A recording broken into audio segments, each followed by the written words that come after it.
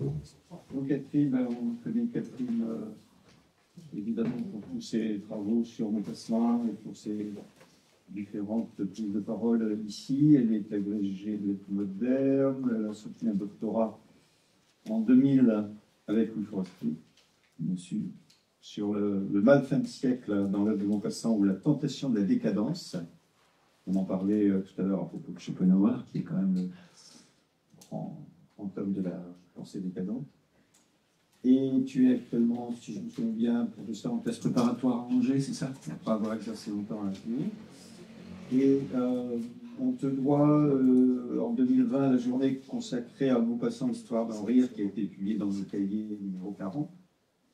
Et puis en mai 2023, c'est-à-dire il y a 2 ans, c'est toi qui avais guidé et qui a organisé la journée sur les soirées de Médan avec la Société des Amis de Zola, dont les actes sont en ligne sur le site Fabula. Donc vous pouvez consulter ces actes qui sont dématérialisés.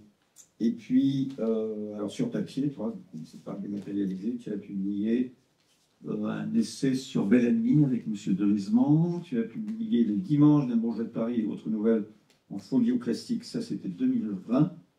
Et puis tout récemment, La table de Maupassant, l'édition des Falaises, que tu as présenté en novembre de l'année dernière. Et puis on aura l'occasion d'en parler en juin à la Guillette. On en discutait hier au conseil d'administration. Et vous allez recevoir bientôt une information concernant la journée où Benoît Verdi nous accueillera à la Guillette avec un verre de cidre, un bœuf orla, du riz au lait, bien sûr. Voilà.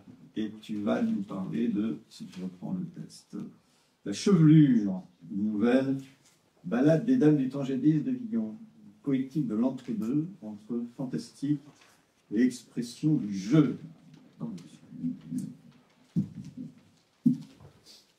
Alors tout d'abord, merci à Jimmy, à l'association des Amis de Flaubert et Maupassant d'avoir organisé cette journée, de m'avoir invité. J'ai toujours autant de plaisir à venir ici, à Rouen. Ça permet de très jolies rencontres. Et je commence par m'excuser parce que j'avais préparé un très beau PDF pour vous montrer des analyses stylistiques du texte de Maupassant et je n'ai pas enregistré. Donc je commence par un échec. J'allais montrer qu'il y avait peut-être un poète raté dans le fou, enfin, chez le fou de la chevelure. Je ne sais pas ce que je suis, mais en tout cas, j'ai raté je ne pourrais rien vous projeter. Vous aurez que d'autant plus de plaisir à aller voir le texte par vous-même. Voilà. Donc, La chevelure de Maupassant, une nouvelle ballade des dames du temps jadis de Villon. Donc, La chevelure est une nouvelle publiée dans Gil Blas du 13 mai 1884 avec la signature de Maufrigneuse. Elle met en scène un cas pathologique de nécrophilie et de fétichisme. Un individu, désigné par des termes sans équivoque, un fou, un dément, atteint de folie érotique, découvre dans un meuble qu'il a acheté une chevelure dont il tombe amoureux. Il rédige alors un manuscrit pour se raconter qui tombe entre les mains du narrateur. Dans ce document, écrit à la première personne, le scripteur a inséré le poème de Villon, La ballade des dames du temps jadis, sans son titre, ni sa deuxième strophe. Texte que Maupassant reprend de façon identique dans une chronique littéraire, sa préface à la réédition de l'histoire de Manon Lescaut et du Chevalier des Crieux de l'abbé Prévost en 1885, et qu'il définit dans cet article comme la si triste et si douce ballade de Villon. Villon, à la fin du XIXe siècle, est l'incarnation du poète maudit, pour les chansonniers du Chat Noir, par exemple, et donne lieu à des recréations de ballades. Alors, pour l'année 1884, par exemple, donc la même année, j'ai répertorié 6 ballades publiées pour le Chat Noir, dont une célèbre, j'avais prévu de vous projeter, la ballade de Bruant, la ballade du Chat Noir. Donc, je vous conseille d'aller la voir. Ce poème, donc la ballade, d'aspect formel fixe, connaît en effet un regain d'intérêt au cours du XIXe siècle.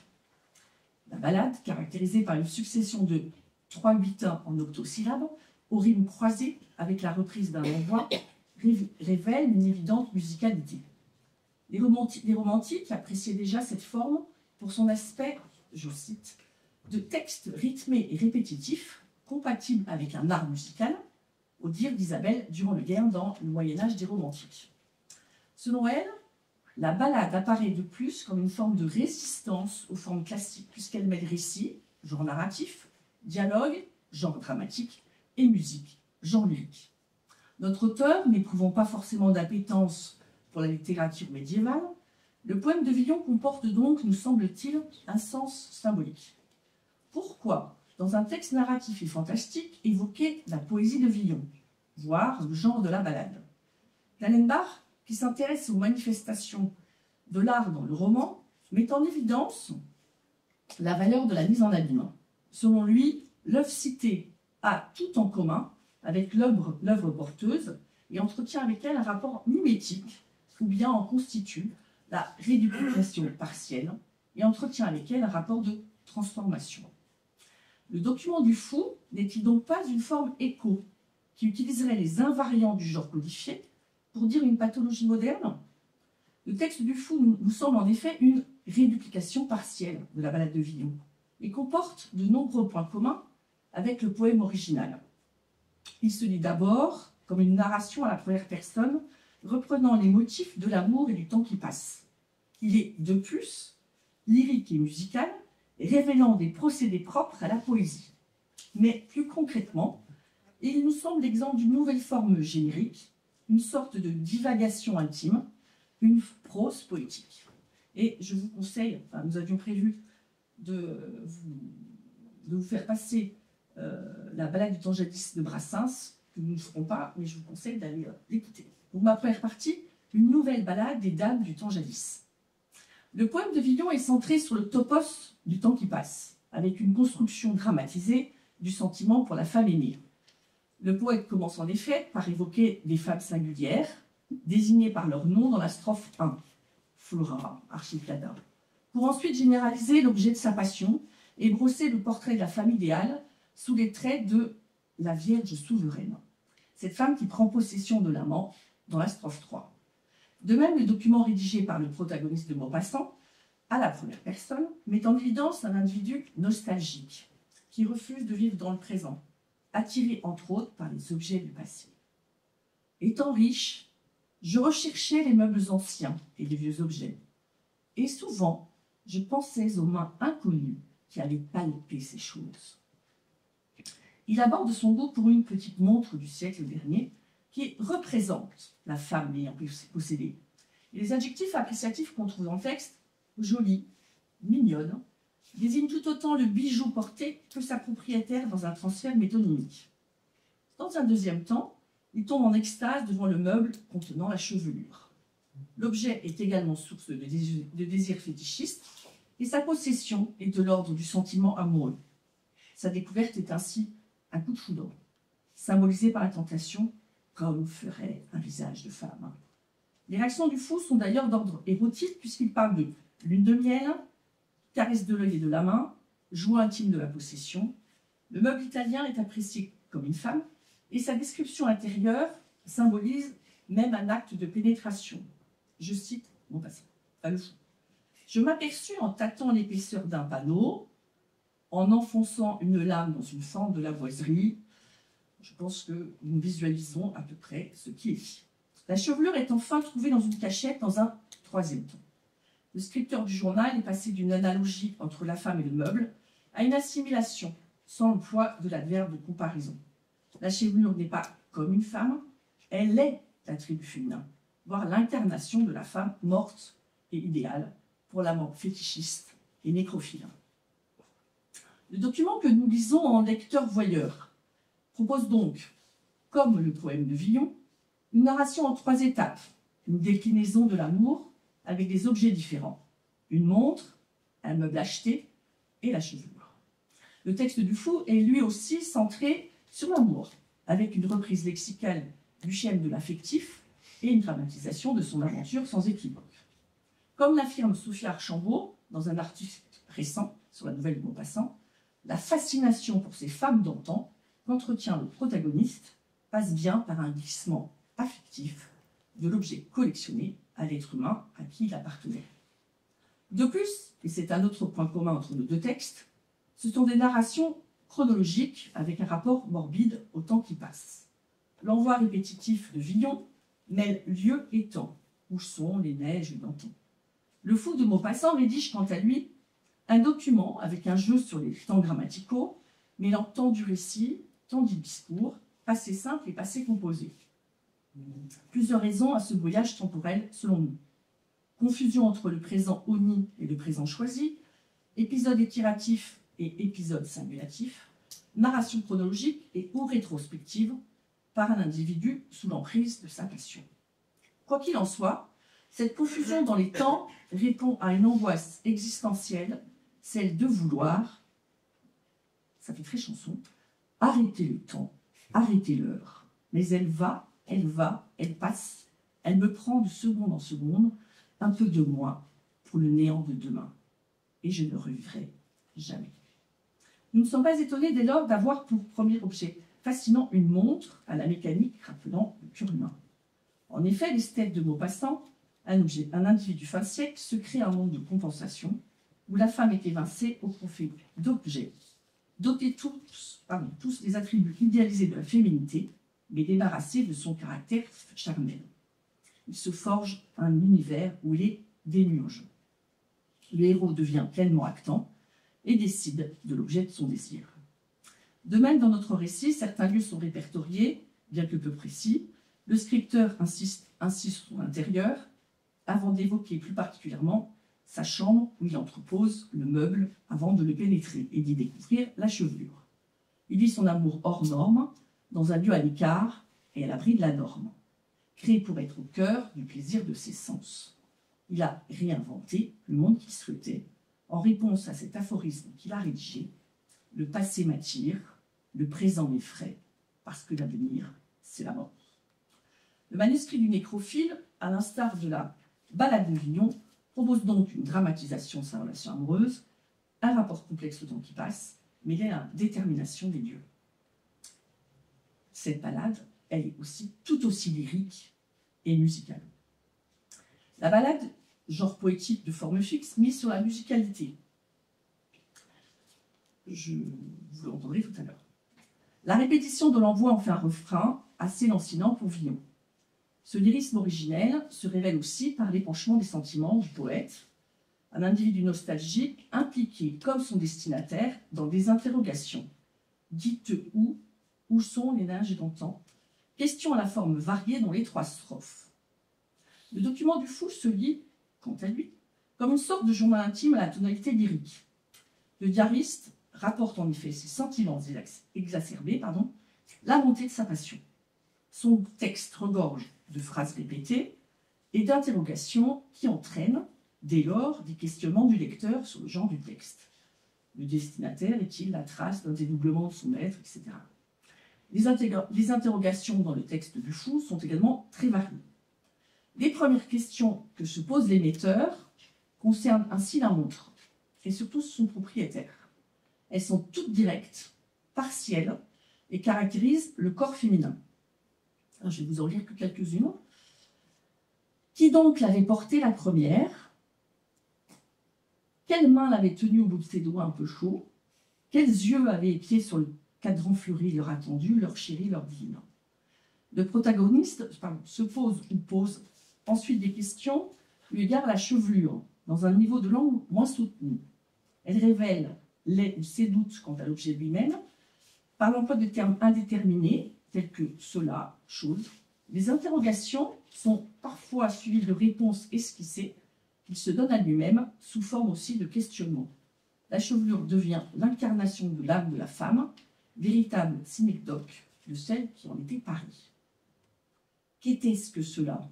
Quand? Comment? Pourquoi ces cheveux avaient-ils été enfermés dans ce meuble? Quelle aventure, quel drame cachait ce souvenir? Qui les avait coupés? Un amant un jour d'adieu? Un mari un jour de vengeance? Ou bien celle qui les avait portés sur son front un jour de désespoir? Et ça dure un long paragraphe. La troisième variation sur l'interrogation se révèle encore plus orale, avec une construction bancale et évoque le retour de la femme morte. Et j'attendais, point de suspension, j'attendais, point de suspension, quoi? Je ne le savais pas, point d'interrogation, tiret, encore une autre femme tiret, elle. Ces pauses interrogatives dans le texte sont au nombre de 3, comme la strophe de Villon. Le fou est passé d'invocation des femmes aimées mortes à une réflexion sur la relique, devenue fétiche, avant de s'interroger sur l'emprise de la chevelure elle-même, vue comme la femme idéale, donc attendue. Le scripteur du document adopte un style personnel, intime. Il s'exprime avec des onomatopées ou des mots très courts, plusieurs fois nous avons oui, et des tirets qui théâtralisent la scène, comme on le voit à la fin du passage. J'aperçus, étalée sur un fond de velours noir, une merveilleuse chevelure de femme. Point d'exclamation. Voilà. Oui, une chevelure, je l'aimais, oui, je l'aimais, je ne pouvais plus me passer d'elle, ni rester une heure sans le revoir. Alors, c'était intéressant, c'est de voir la succession et la variété des types de phrases, mais je suis désolée. La musicalité du passage est rendue par le jeu entre les types de phrases, les exclamations, les points de suspension, des répétitions de sons et de segments de phrases, voire la présence d'octosyllabes à la fin du document. Je vous lis le texte. Les morts reviennent, elle est venue. Oui, je l'ai vue, je l'ai tenue. Je l'ai eue telle qu'elle était vivante autrefois, grande, blonde, grasse, les seins froids, la hanche en forme de lyre. Comme le soulignent Brigitte et José Diaz, je cite, « L'écrit intime censé a priori ignorer toutes les finesses de l'art d'écrire, puisque le reste est en train d'écrire, spontanément sans lecteur potentiel, va s'ériger cependant en valeur absolue poétique. » Et j'entame ma troisième partie à la recherche, non pas du temps perdu, mais d'un genre nouveau.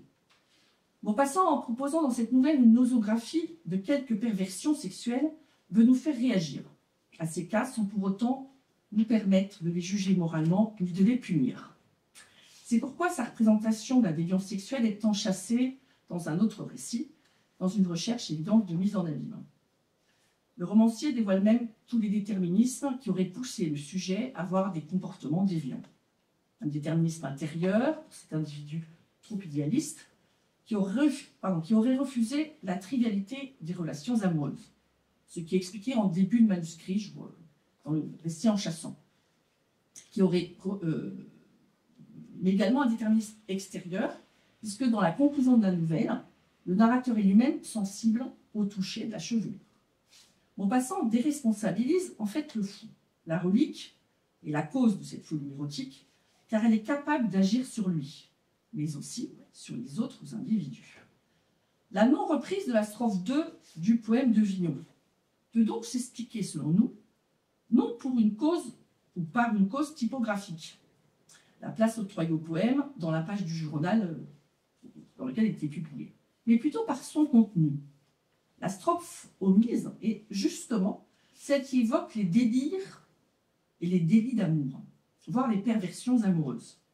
Alors dans le texte de Villon, dans la strophe 2, qui est remplacée par une ligne de points dans le texte de Maupassant, dans cette strophe donc, omise, il est question d'un moine châtré par amour et d'un homme jeté dans un sac par amour. Donc, au niveau des délires et des délits d'amour, je pense que nous avions ce qu'il fallait. Le manuscrit du fou serait donc dès lors un plaidoyer sur les amours déviantes et l'individu présenté par Maupassant comme un double des fous d'amour de Villon, puni par la justice humaine. Deuxièmement, le fou d'ailleurs nous semble une représentation des esthètes fin de siècle, voire du poète. Dans son œuvre, Maupassant attribue à l'homme de lettres deux caractéristiques, le don de voir autour de soi, comme à travers le verre, et la faculté de se dédoubler, puisque, je cite, « il souffre d'un mal étrange, d'une sorte de dédoublement d'esprit qui fait de lui un être effroyablement vibrant », on retrouve notre vibration, donc un être effroyablement vivant, machiné, compliqué et fatigant pour lui-même. Notre fou écrit son journal intime, dans lequel il note quotidiennement ce qu'il ressent. Il se prend comme objet d'observation, sensible à l'évolution de ses émotions. Le protagoniste, archétype de l'écrivain idéal, rédige une œuvre moderne, en devenir, car en train de se faire, sous le signe de l'instantané, mais en même temps inachevé. Le texte est donc décomposé, à l'image de la décomposition de la société, qui produit des individus qui se cherchent en crise d'identité. Notre fou est de surcroît particulièrement vibrant dans notre texte, sensible à ce qui l'entoure, à ces vibrations sensorielles qui lui permettent de rêver et d'atteindre l'idéal. Comme Maupassant le dit lui-même dans La Nuit, dans le texte que nous avons lu, c'est l'oreille qui engendre le musicien, l'œil qui fait naître le peintre, tous, par des organes, concourent aux sensations du poète. Notre fou poète a justement une propension pour un sens particulier, le toucher, dont on remarque l'isotopies dans sa création littéraire. Il multiplie en fait les références au palpé, à la caresse de la chevelure, qui donne vie à la morte, lui permettant d'atteindre l'idéal. Et enfin, le document, selon nous, se lit comme une divagation mallarméenne ou une illumination ramaldienne. Alors, Mallarmé comme Rameau sont d'ailleurs cités dans La Nuit, et des travaux critiques publiés dans l'Angélus de Bienvenue, qu'on citait récemment, se sont penchés sur les rapports entre Maupassant et ces deux poètes. Loin de moi de définir le document du fou comme un poème en prose, mais il présente les caractéristiques de la prose poétique, au-delà de ces marques de lyrisme, musicalité. Cette marque, cette caractéristique, c'est l'émiettement du texte, déjà visible dans le Gil Blas, avec un jeu typographique sur le retour à la ligne et le blanc inséré dans la page. Je ne peux pas vous montrer, c'était un de mes derniers PDF. Le manuscrit de l'esthète révèle en fait un travail, entre guillemets, évident sur le paragraphe et l'alinéa, qu'on ne constate pas dans le récit en chassant. Donc, dans le récit en chassant, il ne va jamais à la ligne, alors que dans le texte du fou, il va très souvent à la ligne. Comme l'auteur le dit lui-même, en critiquant les mauvais poètes dans La Lune et les poètes, et il raconte cela, non pas en des poèmes où il ferait preuve d'invention, d'imagination, de composition et d'art, mais en de petits vers médiocres qui ne disent rien de plus. Donc ça, il est bien sûr question des mauvais poètes.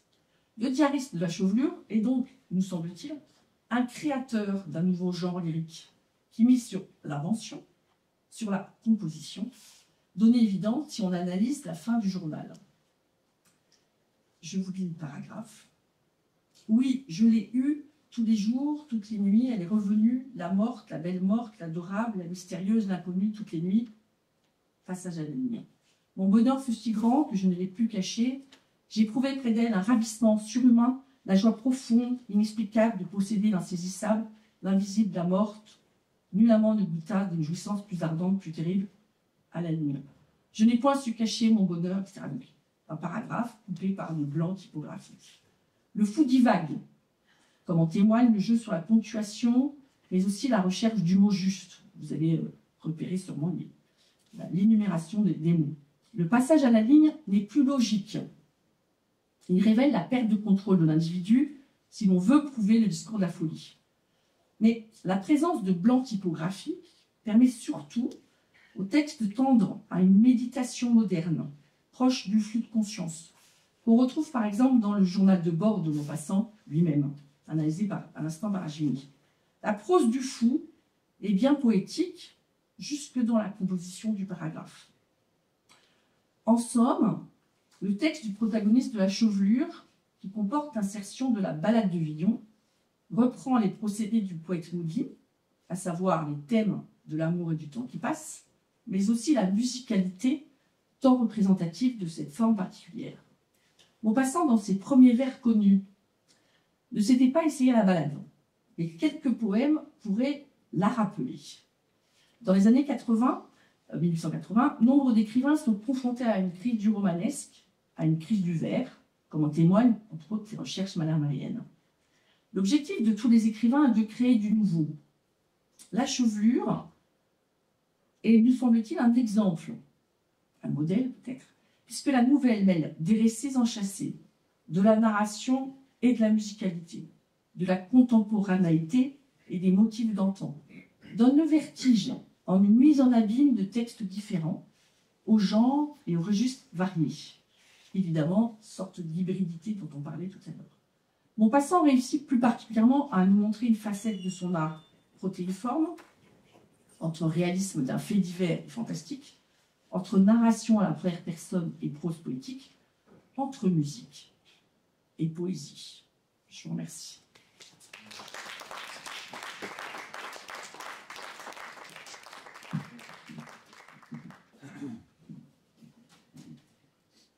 J'avais devant moi plein de tristesse et aussi plein de ce trouble qui vous reste au cœur après un baiser d'amour. Il me semblait que j'avais vécu autrefois déjà et que j'avais dû connaître cette femme. Et les vers de Villon me montèrent aux lèvres ainsi qu'ils montent en sanglots. Dites-moi où, en quel pays est Flora, la belle romaine, archipiade d'âne taillis, qui fut sa cousine germaine. Écho, parlant qu'en bruit ou mène, de sur rivière ou sur étang, qui beauté eut plus que humaine, mais où sont les neiges d'antan? La reine blanche comme un lit, qui chantouait à voix de sereine, Berthe au grand pied, Vietrix à lit, Arambourgeux qui tint le Maine, et Jeanne la bonne Lorraine, quand Blois brûlèrent à Rouen, où sont-ils, où, vierges souveraines? Mais où sont les neiges d'antan? Alors, des petites précisions. Alors, c'est pas du vieux français, mais c'est plutôt du moyen français. J'ai fait, blanche comme un lys, j'ai mis lit parce que j'ai ramené à tout. De même que Alice, j'ai remis i parce que j'ai ramené à Taï et à lys. Voilà, donc petit changement pour retrouver la musicalité du français, du moyen français. Merci.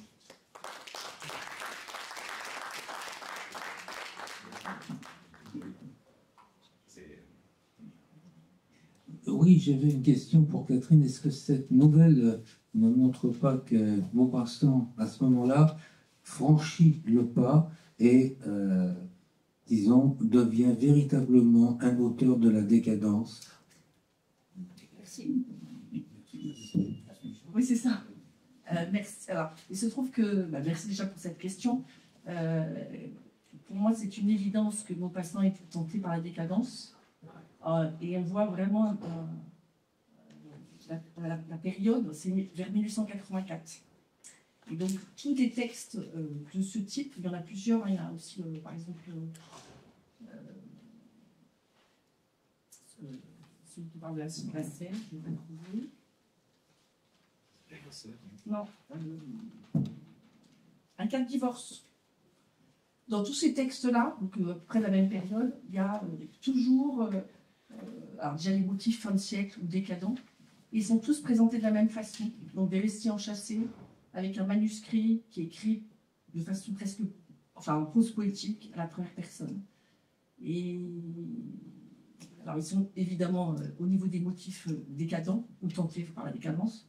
Et au niveau du style, il y a aussi évidemment on a l'impression que c'est en écho à la définition de Paul Bourget. Voilà. En cas de divorce, c'est celle où l'homme est fétichiste des fleurs, et se barre toujours dans la serre. C'est ça. Hein, et sa femme dit c'est pas possible. C'est ça. Et en fait, il y a aussi qu'est-ce qu'il fait avec les fleurs et elle demande le divorce. Et donc on a exactement les mêmes, le même emboîtement, donc un récit en chassant, un récit en chassé. La mise en abîme est force et chez Maupassant un moyen de dire ce qu'il ne peut peut-être pas dire. Parce qu'en cas de divorce, c'est l'avocat qui lit. C'est ça. En fait, c'est l'avocat qui lit les mémoires, on va dire, les cahiers secrets du garçon qui s'enferme dans la serre. Et on a exactement le changement spatial, le rapport au temps, le rapport à l'idéal et la réalité unique. La seule chose que j'ai vu là-bas, c'est la référence à un texte plus poétique en allemand. Mais c'est la même chose. Est-ce qu'il y a d'autres questions? vous en avez peut-être une. Alors, tu as rapproché justement, et Maupassant nous y invite, la chevelure et puis Villon, mais je me disais qu'on pourrait au contraire les opposer, parce que dans le texte de Maupassant, on a affaire à un nécrophile fétichiste, et pas du tout le cas dans la ballade des Dames du temps jadis, parce que l'objet est vraiment perdu, c'est-à-dire que les femmes sont parties, il ne reste rien. Il reste que la mélancolie qui est voilà, l'objet perdu. Alors que de l'autre côté, on a, tu dis, un nécrophile fétichiste qui s'attache à un objet et qui refuse la disparition, au contraire. Donc c'est ce qui le rend fou. Et il me semble que cette différence de sens, ça fait tout à fait, pas formel, mais une différence de sens, c'est essentiel. Alors, il n'y a pas de rapport à l'objet dans le texte de Villon. Donc, il y a rapport au souvenir, à la mort, qui passe. Mais c'est pas, il n'y a pas non plus de rejet totalement sur. Dans ce point, il n'y a évidemment pas de rapport aussi complexe à la réalité, aussi honni, pardon. C'est vraiment chez Maupassant, c'est le rapport à l'objet, le rapport à la réalité est déjà beaucoup plus développé. Donc je pense que la différence, c'est peut-être pas dans le rapport à l'amour, enfin, à l'incarnation de l'amour, mais c'est plutôt la volonté d'avoir une emprise sur le temps qui passe. Pour Maupassant, c'est dit aussi, voilà, il aime les objets qui peuvent lui permettre de dominer le temps. Alors que Villon, il n'y a pas cette idée-là. Parce qu'on fait que le temps passe de toute façon. Et je pensais à une autre différence, c'est que chez Villon, c'est des femmes qui appartiennent à la culture, c'est-à-dire qu'elles sont nommées, sont des références culturelles. Jeanne d'Arc, etc. Bon. Alors que chez Maupassant, c'est une femme particulière dont on ne connaît pas l'identité, mais elle a existé physiquement et elle est unique, simplement. On ne sait pas à qui cette chevelure appartenait. C'est une femme unique et de l'autre côté, on a des références culturelles. Oui, alors dans la strophe 1 de Villon, c'est le cas. Dans la strophe 2, c'est justement plutôt des relations amoureuses, enfin, c'est l'amour un peu plus développé. Donc en fait, Villon ne décrit pas, enfin, il y a des mythes, surtout dans la strophe 3, et il parle presque de l'amour pour la femme de façon plus généralisée. Et c'est vrai qu'on le voit plus, enfin, on le voit quand on analyse le poème. Et pour Maupassant, je pense que évidemment qu'on note le côté la chevelure, donc c'est la chevelure d'une certaine femme, mais le délire sur la montre, ça montre aussi, on aurait pu s'arrêter à la montre s'il y avait déjà une relation à l'amour, en fait, dans son rapport à l'objet. Enfin, après, quand on commence à avoir c'est subjectif, quand on commence à avoir des points communs, on ne voit plus que des points communs.